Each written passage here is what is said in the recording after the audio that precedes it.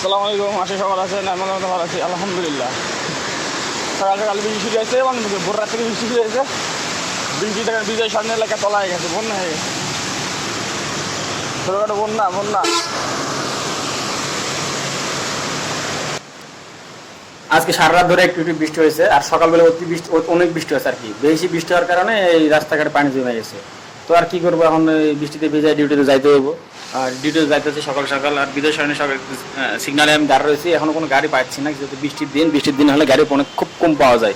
তো যাই হোক, দেখি বৈশাখীতে যাইতে হবে, ওই পার দিয়ে যাই।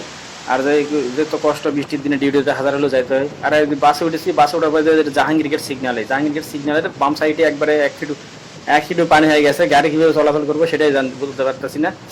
তো যাই হোক, যেখান থেকে আমার এই ভিডিওটি দেখতেছেন, সবাই ভিডিওতে লাইক, কমেন্ট, শেয়ার, সাবস্ক্রাইব অবশ্যই করবেন। সবাই ভালো থাকবেন, আর বৃষ্টির দিনে অবশ্যই ছাতা নিয়ে বেরোবেন, আর বৈদ্যুতিক খুঁটা থেকে দূরে থাকবেন। সবাইকে ধন্যবাদ। আসসালামু আলাইকুম, আল্লাহ হাফেজ।